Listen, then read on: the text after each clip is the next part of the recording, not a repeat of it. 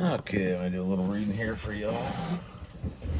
I figured I might as well, since I can only do 15 minutes at a time, might as well start off with something small. A friend of mine gave me this book called Moonlight and Claws, made locally, so written locally by there we go.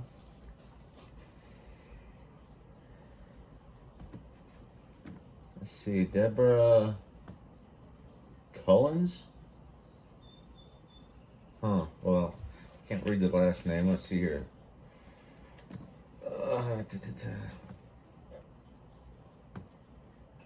Cover art by Caitlin Emery. And, it's a,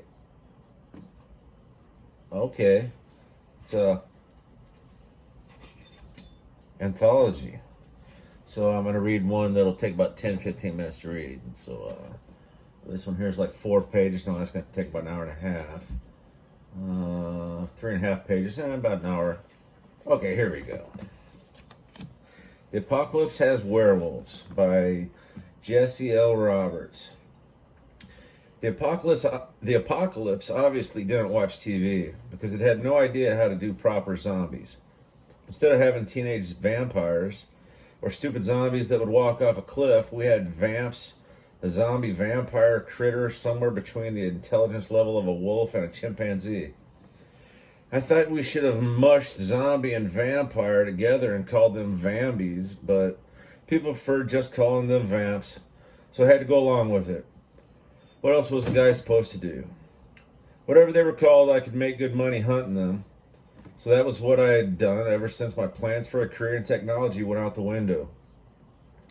The sun reflected off the glass of the rusting cars that lay alongside the crumbling road my horse walked down. This was prime vamp territory.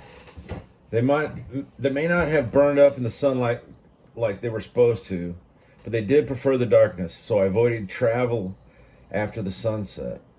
I may have been hunting vamps, but I did it on my terms, not theirs. A distant wolf howled. That was another thing. Not only did we get stuck with zombies who were way too smart for our own good, but werewolves were another flavor of the apocalypse. I couldn't tell by the howl if this was an actual werewolf or an ordinary wolf who might have walked into one of my vamp traps. Wolves tended to avoid traps covered with human scent, something vamps were attracted to. I urged my horse forward. She trotted along the road while I watched for any vamps. As we approached the first of my traps, my mare tensed. A huge wolf stood in the trap. I slid off my mare and tied her to a car's rusty mirror. I unslung my rifle and approached the wolf, a tan-furred creature. The wolf tugged half-heartedly at the trap. A modified wolf trap with jaws big enough to catch a human leg. I stared into its gray eyes that had something odd about them. You a wolf or a werewolf? How was I supposed to know? It wasn't like I'd ever met a werewolf before. Dried blood crusted the fur on the creature's hip. An injury would explain why it was desperate enough to walk into a trap smelling of human. If it was just a wolf, I'd sell the pelt and use the meat as bait. A werewolf, though, rumor said they were brutal killers, but this one hadn't even growled at me. I couldn't just shoot something that was a part-time human. I stared at the creature. The paw in the trap would recover, but that wound on the back leg looked bad.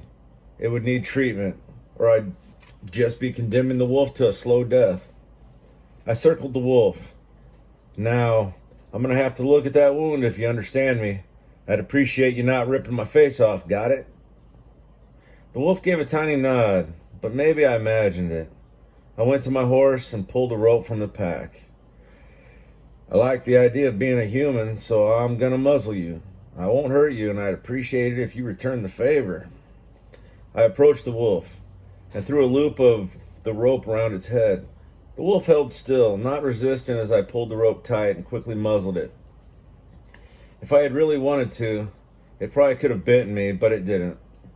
I went back to my saddle pack and got my first aid kit, then returned to the wolf, who hadn't even pawed at the muzzle. No doubt this had to be a werewolf. I wouldn't be getting a wolf pelt tonight.